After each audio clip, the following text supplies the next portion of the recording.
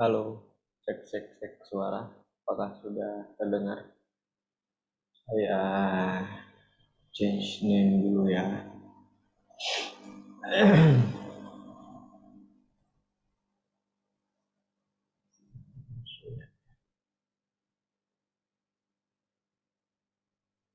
Oke, Bismillahirrahmanirrahim. Assalamualaikum warahmatullahi wabarakatuh.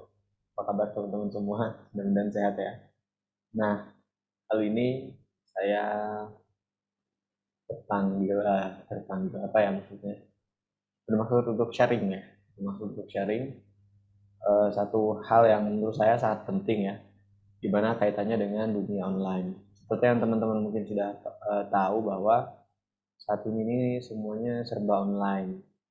Nah, untuk itu kadangkala kita ketemu dalam satu momen di mana jangankan untuk berbicara di depan kamera atau di depan halayak atau di depan audiens secara live ya, untuk menyampaikan materi kepada mereka secara live itu kadang bukan kadang, tetapi memang seringkali kita terbentur dengan permasalahan-permasalahan yang kadang kita nggak terpikir sebelumnya. Nah, kalau teman-teman punya permasalahan seperti ini, maka memang cocok untuk sama-sama kita coba belajar dari sedikit yang saya pahami atau dari beberapa pengalaman, khususnya di saat saya ngajar uh, online.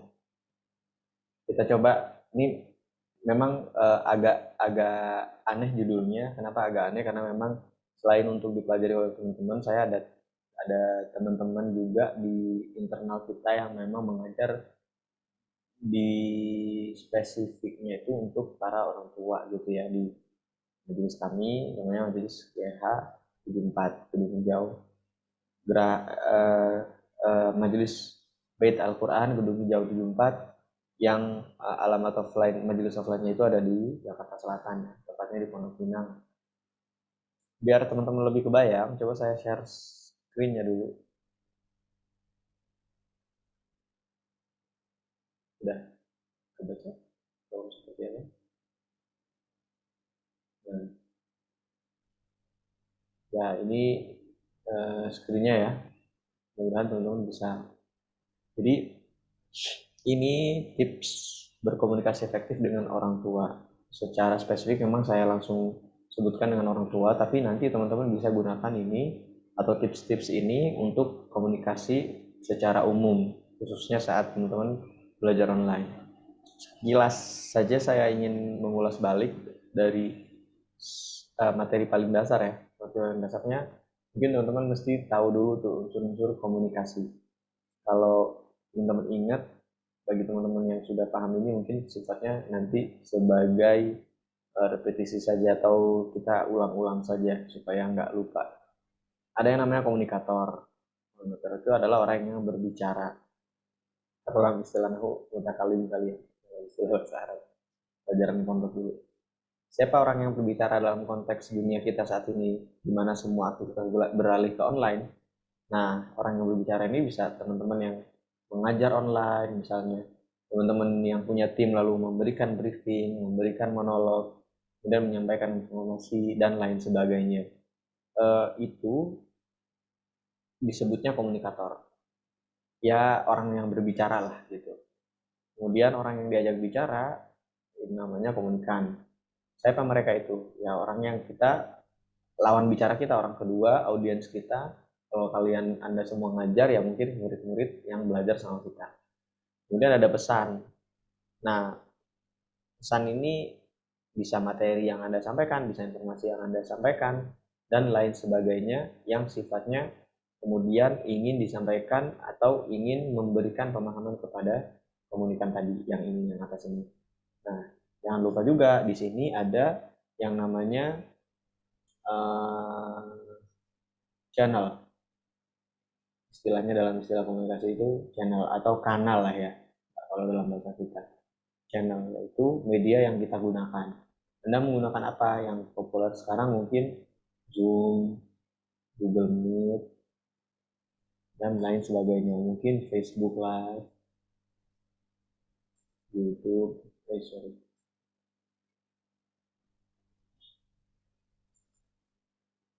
YouTube, mungkin Instagram Live, atau Instagram video, ataupun yang lain-lain. Misalnya di call WhatsApp dan sebagainya. Nanti ini akan menjadi bagian terpenting juga dalam unsur komunikasi tadi. Jadi 4 ya, komunikator, komunikan, pesan, dan kanal ini secara umum. Nah, muncul pertanyaan seperti yang tadi saya sampaikan di awal, bahwa hampir semua aktivitas manusia itu kan bergeser dari offline kemudian menjadi online. Nah, pertanyaannya adalah, saat semuanya itu harus dilakukan sendiri, di mana Anda barangkali belum tahu gimana caranya ngomong di depan umum ya, pakai kamera lagi, belum nervous dan segala macam. Nah, ini saya note ada beberapa tanda yang merah-merah ini, tips untuk kemudian teman-teman bisa coba adaptasi dari tips ini. Yang pertama, karena ini kita fokus ke online aja ya. Yang pertama, upayakan tatap muka dua arah. Tatap muka dua arah berarti kalau online apa? Kameranya mesti on tuh. Mesti coba dimaksimalkan bertatap muka seperti layaknya teman-teman bertemu langsung. Supaya apa? Supaya kedekatannya terjalin. Nah, kalau bicara online, maka mesti diperhatikan pencahayaannya seperti apa. Tentu juga mungkin apa namanya, jenis kameranya atau tipe kamera yang teman-teman gunakan. Nah, gitu ya. Kemudian background saat teman-teman mengajar atau memberikan kuliah atau apa, saat menggunakan medianya online, maka mesti diperhatikan tuh backgroundnya seperti apa. Kenapa background ini menurut saya penting? Karena background ini akan menjadi objek kedua dari wajah teman-teman yang teman-teman tampilkan kepada mereka. Coba bayangkan ya, teman-teman udah nyampein materi dengan bagus, tapi ada noise, ada gangguan, atau ada istilah kata disruption yang membuat pecah fokus dari audiens teman-teman. Kemudian kenyamanan kombinasi warna. Coba teman-teman bayangkan ya, kalau misalnya warnanya bagus, terus eye catching, menarik dilihat, teman-teman yang mendengarkan atau audiens Anda, komunikan Anda itu akan menjadi lebih nyaman dan diharapkan lebih mudah mencerna atau dapat menerima materi yang teman-teman sampaikan. Kebayang ya, kombinasi warna itu menurut saya penting. Ada perpaduan verbal dan non verbal. Nah, ini akan dibahas kemudian di bagian yang lain. Nanti ada poin berikutnya, ini karena sangat penting menurut saya, mesti di breakdown. Efeknya apa? Efeknya sangat besar terhadap kedekatan emosional komunikan. Bahkan akan sangat mempengaruhi, tadi sudah saya sampaikan, ini pesan akan diterima atau tidak. Itu perhatikan teman-teman yang ngajar online, teman-teman yang punya tim untuk nge-briefing, itu mesti diperhatikan menurut saya. Yang mungkin teman-teman suka sharing, ya kan, sharing online yang seperti yang saya lakukan saat ini mesti diperhatikan. Oh ya, jangan lupa juga kalau memungkinkan, cari tools atau software yang dapat membantu teman-teman untuk bisa lebih maksimal lagi saat sharing, utamanya di visual. Karena kita bicara online, maka salah satu hal terpenting adalah bicara visual ya, tampilan visualnya seperti apa gitu. Oke, kita tutup bagian yang ini, kita coba masuk yang ini.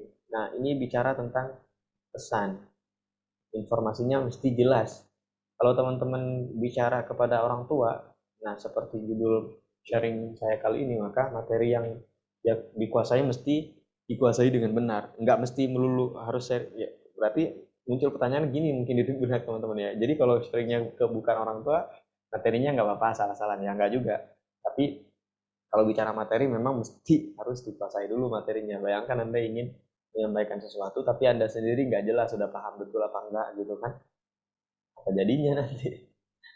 Kemudian penjelasannya mesti spesifik, apalagi ke orang tua ya. Jadi sekilas informasi saja bahwa saya dan teman-teman tim itu banyak ketemunya orang tua justru teman-teman semua, bahwa kita kan ngajar tuh ya, ngajar mengaji mereka, memfasilitasi orang-orang atau orang tua kita yang mungkin dalam tanda kutip bahwa masa mudanya beliau tidak sempat untuk belajar, hingga akhirnya beliau ketemu waktu yang pas itu di masa-masa sekarang ini, dimana akhirnya kemudahan ketemu ya kan, dengan difasilitasi dengan digital yang sekarang kita udah rasakan kayak gini, akhirnya kita ketemu di kelas online ini gitu.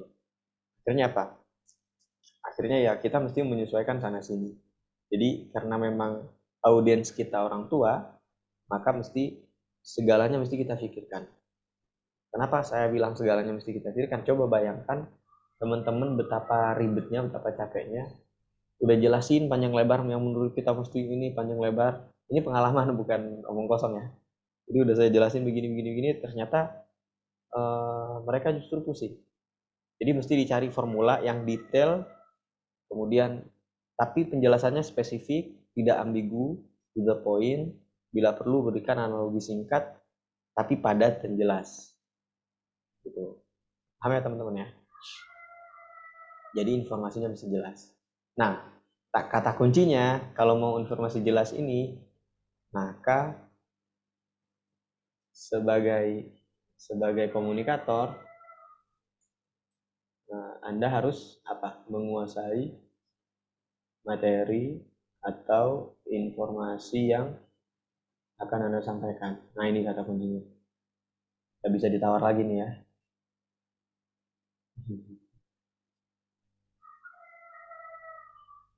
Oke, jelas ya? Kalau punya pertanyaan silakan ditanya aja. Nanti kalau sempat saya jawab. Next, kita jalan next ini ya teman-teman ya, yang paling bawah. Kombinasikan komunikasi verbal dan nonverbal. Tadi sedikit sudah saya singgung di situ. Apa sih yang dimaksud verbal dan nonverbal? Verbal ya bahasa lisan, nonverbal bahasa non lisan. Kalau misalnya teman-teman bilang iya ditambahi dengan anggukan, tentu kan pesan itu akan lebih sampai gitu.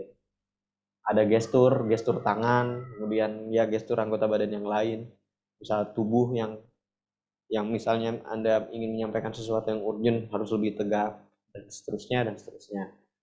Ada raut wajah, ada anggukan, ada gelengan, ada manyun mungkin ya untuk mengekspresikan sesuatu, ada sumbernya dan lain sebagainya. Sempat dulu saya ditanya waktu saya belajar bahasa, menurut Anda mana yang lebih efektif, bahasa verbal atau non verbal? Saya jawab waktu itu bahasa verbal. Ternyata kata guru saya, kata mentor saya, enggak, ada salah katanya. Jadi yang lebih efektif itu adalah bahasa non verbal. Loh, kok bisa? Dia bilang begini, kalau Anda bilang ya, maka makna dari kata iya itu adalah sebuah persetujuan, ya kan? Tapi kalau Anda bilang mengangguk, tapi kalau Anda mengangguk, kalau Anda bilang iya, maka iya itu belum tentu bermakna sebuah persetujuan. Kenapa belum tentu bermakna sebuah persetujuan? Karena dalam konteks-konteks tertentu, bahasa verbal itu bisa diartikan dengan arti yang lain. Contoh, supaya teman-teman kebayang ya. Ada satu pertanyaan. Pertanyaannya gini, kamu sudah makan? Iya. Nah, ini maksudnya apa? Ini artinya orang itu betul-betul sudah makan. Sepakat ya? Ada orang lagi nanya, kamu udah makan? Ya. Ini bisa dua nih. Bisa udah makan beneran, bisa belum makan, dia jawab iya karena udah kekeselan, dia belum makan juga, melewati jam yang mestinya dia udah makan gitu. Kebayang ya? Mudah-mudahan teman-teman kebayang. Tapi kalau mengangguk, udah makan. Nah, ini kemungkinan besar udah bermakna bahwa dia udah makan beneran gitu. Artinya tidak memiliki makna yang ambigu. Mudah-mudahan ini bisa dipahami ya. Ini sebatas pemahaman saya yang waktu itu diskusi dengan mentor saya atau guru saya. Jadi kalau teman-teman punya pendapat lain mungkin bisa di-sharing juga tuh. Kita lanjut ya. Tips berikutnya adalah mendengar baru berbicara. Kenapa mendengarnya 3 kali, bicaranya sekali? Ya karena memang ini dalam konteks berkomunikasi efektif dengan orang tua ya. Jadi balik lagi to the point ini, berkomunikasi dengan orang tua. Jadi namanya orang tuanya ini yang saya maksud adalah orang tua yang memang secara usia sudah di atas rata-rata 50 tahun. Bahkan ada yang 60 tahun, ada yang 85 sampai 90 tahun. Jadi memang kita bersama tim ini memang spesial di sana ya, teman-teman semua. Jadi kalau kita nggak banyak mendengar, justru mereka agak gimana ya, agak kurang pas menurut saya. Kenapa saya bilang kurang pas? Ya karena di masa usia seperti itu banyak orang bilang back to the baby, back to the baby. Kembali lagi ke masa-masa bayi, masa-masa kanak-kanak. Di Al-Quran itu kalau nggak salah, minta izin teman-teman ya, di Al-Quran itu nggak salah disebutkan Wallahu ja'ala lakum dha'fa wa ja'ala min ba'di dha'fin dha'fa wa syaibah. Engkau yang menjadi Allahu dan Allah yang menjadikan manusia itu dalam keadaan lemah. Oh, dalam keadaan wa ja'ala min ba'di dha'fin quwwatan. Setelah menjadikan lemah baru dijadikan kuat. Wa ja'ala min ba'di quwwatin dha'fa wa syaibah. Dan setelah kuat lemah lagi. Artinya anak-anak lemah, dewasa kuat, tua kemudian lemah lagi, back to the baby, balik seperti masa bayi. Ini memang butuh butuh keterampilan untuk mendengar lebih banyak.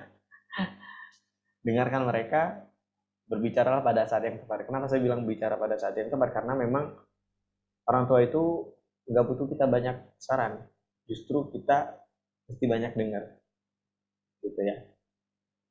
Dan bila perlu atau berikan saran sesuai dengan kebutuhan. Nah ini penting untuk dipahami teman-teman. Contoh ya, katakanlah begini supaya teman-teman kebayang. Ada 3 orang anggota Anda. Katakanlah begini, Anda mengajar online ya.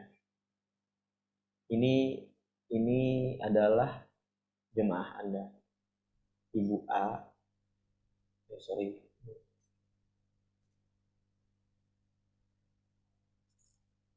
Ibu B, Bapak C, misalnya gitu ya. Nah, 3 orang ini adalah orang-orang yang memang secara intens ngaji kepada Anda. Katakanlah belajar online kepada Anda. Kita kenapa saya bilang ngaji karena di majelis kita yang belajarnya. 3 orang ini kemudian baca. Saya kasih floating explanation. Ibu A membaca Al-Quran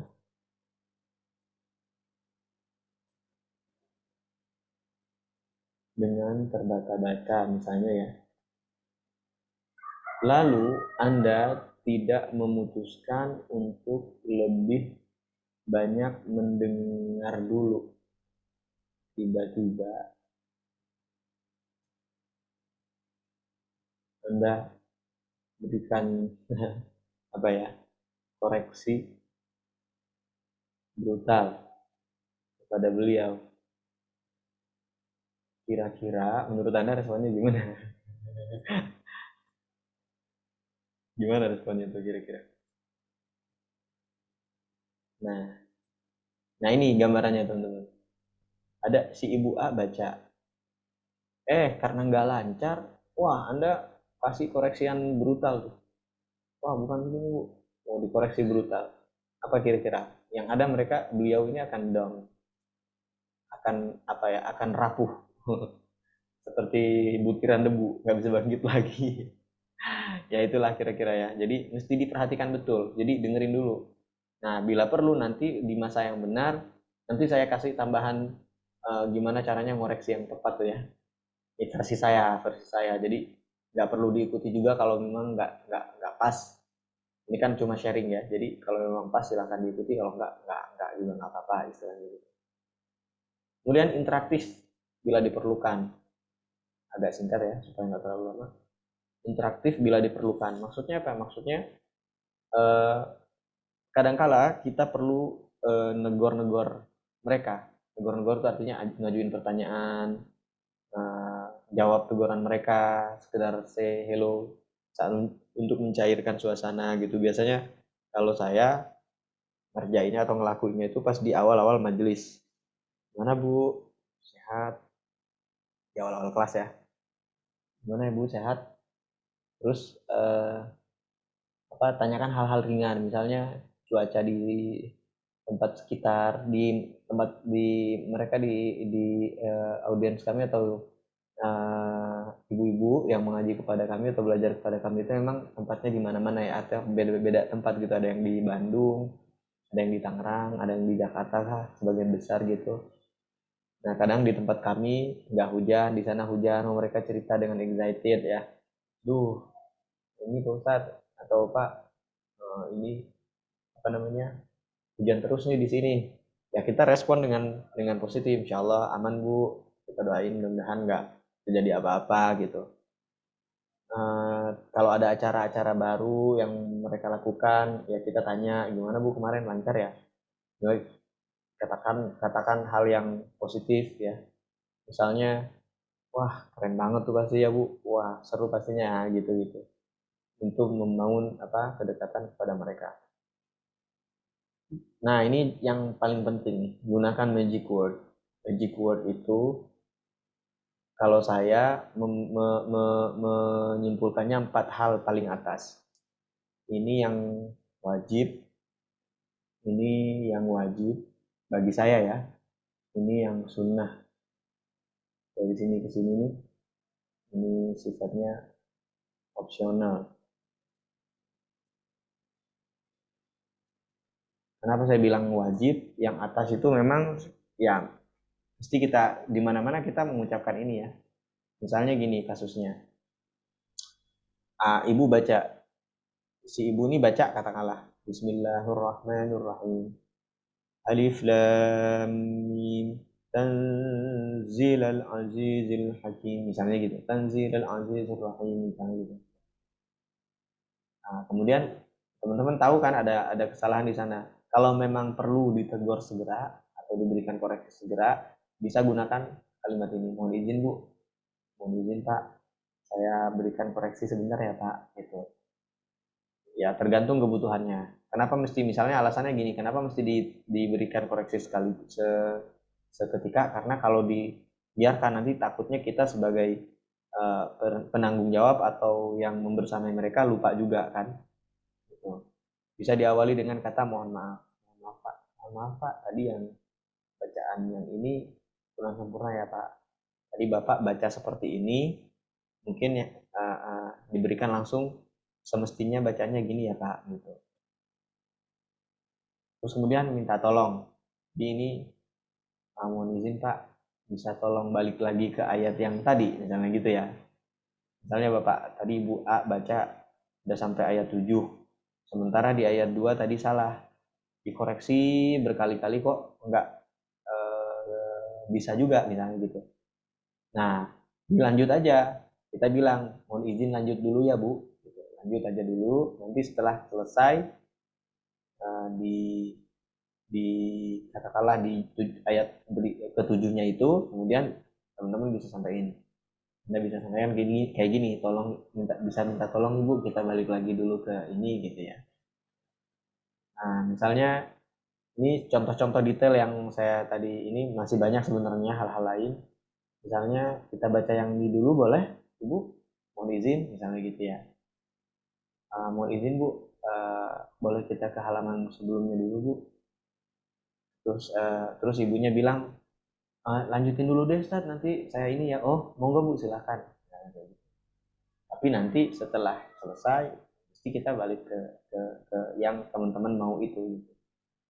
Nah, biasanya kita bisa minta mohon perhatikan kayak gitu. Misalnya nih kasusnya, teman-teman mau coba nunjukin satu ayat dalam Al-Quran. Bapak Ibu, monggo kita langsung perhatikan dulu ayat sekian, halaman sekian ya, surah ini. Misalnya. Kemudian bisa kita buka dulu ke sana Bu, misalnya ke halaman 4-nya Bu. Dari kita buka sama-sama surah ininya ya. Kan beda ya. Mungkin teman-teman sebelumnya nggak kebayang tuh. Misalnya kita mau minta ibu-ibu itu atau bapak-bapak itu untuk membaca surah A. Silakan Pak baca yang ini. Kan beda kesannya dengan menempatkan 4 magic word yang atas atau kata-kata penyihir nih ya, kata-kata sihir ya. Coba ya bayangkan ya. Saya ngomong begini ke teman-teman. Anda bisa coba Anda buka Microsoft Word misalnya. Ini kalimat perintah. Coba rasakan apa bedanya. Teman-teman Anda sekarang yang nonton ini coba buka Microsoft Word. Sekarang juga. Dan kalimatnya saya ganti menjadi kayak gini. Teman-teman saya minta izin ya, boleh semuanya sama-sama kita buka sekarang Microsoft Word-nya. Gimana kalau sudah, boleh kita lanjut ke yang ini? Ya silahkan coba. Gitu. Beda kan ya? Terus ini yang juga tidak kalah penting nih, ucapan terima kasih nih. Jangan lupa teman-teman semua, kalau audiens Anda atau siapapun yang lawan bicara Anda sudah melakukan apa yang Anda instruksikan, maka jangan lupa untuk mengucapkan terima kasih. Gitu ya. Jangan lupa untuk mengucapkan terima kasih. Oke, saya rasa untuk yang berapa poin nih? 1, 2, 3, 4, 5, 6, 7. Saya rasa yang 7 poin yang saya sampaikan di awal ini secara umum bisa dipakai untuk dalam konteks public speaking dalam dunia online kali ya. Jadi silahkan diadaptasi. Nah sekarang saya ingin tunjukin ke teman-teman semua gimana caranya memberikan apa ya istilahnya memberikan merespon bacaan. Cara merespon bacaan jamaah. Nah ini penting nih teman-teman, saya izin untuk masuk satu tema spesifik ini supaya ini bisa di apa namanya dipelajari atau diadaptasi juga oleh teman-teman di tim saya atau di tim kita di internal kita. Tapi teman-teman kalau ngajar online juga bisa nih. Contoh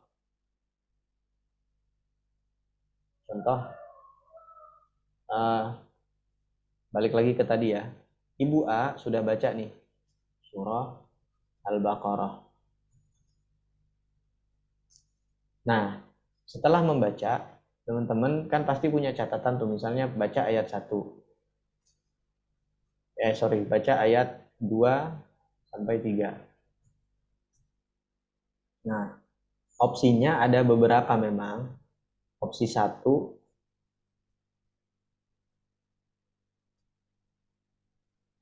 ini opsinya saya taruh ke bawah ini. Beberapa opsi kecilannya. Bentar. Beberapa opsi bisa Anda lakukan untuk memberikan koreksi. Bisa secara langsung kayak tadi ayat per ayat gitu, atau bisa dikoreksi di akhir dan diberikan kesempatan untuk mencobanya lagi. Artinya apa? Nggak kita biarin begitu aja gitu kan. Nah, formatnya bisa seperti ini.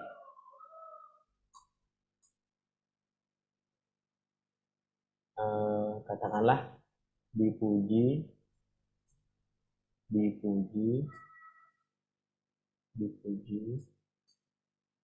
dikoreksi.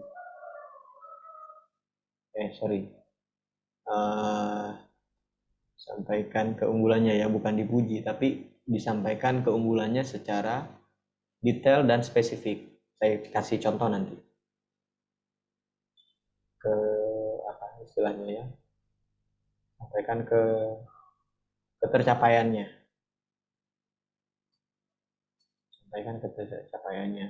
Bisa 2, bisa 3, dan seterusnya tuh.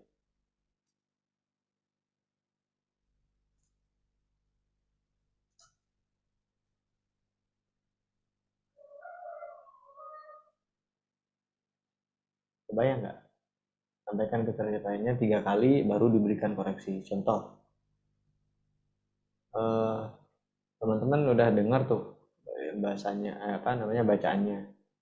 Nah, nanti teman-teman sampaikan, misalnya ibu tadi baca alif lam mim zalikal kitabu, tadi baca lam sukunya di ayat 3 sudah bagus ya bu, misalnya kasih lagi tuh. Terus tadi yang huruf zal pada kalimat atau pada kata zalika itu sudah pas. Terus kafnya juga sudah oke bu. Nah, terus baru koreksi. Nah, koreksinya bisa bilang begini, sedikit koreksi saya di bagian ini ya bu, misalnya.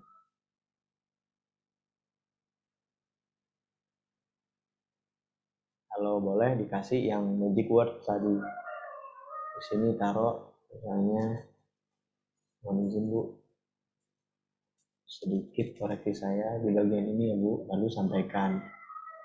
Koreksinya apa, lalu sampaikan. Misalnya di cara baca huruf to, misalnya, atau di surah Al-Baqarah yang tadi, dzalikal kitabu la raiba fihi hudal lil muttaqin, huruf qafnya kurang misalnya, seperti itu. Dan kebayang ya teman-teman. Ini secara spesifik ke kebutuhan kita di tim gitu kan.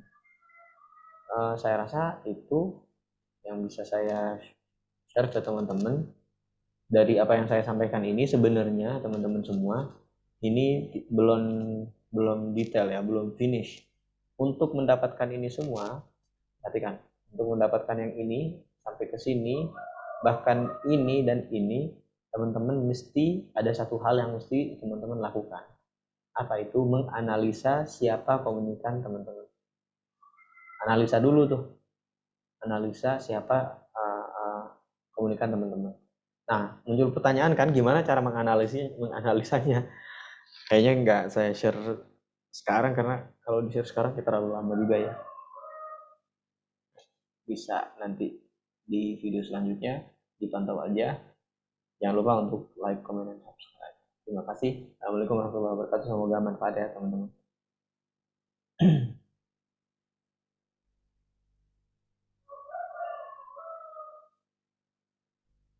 Oke.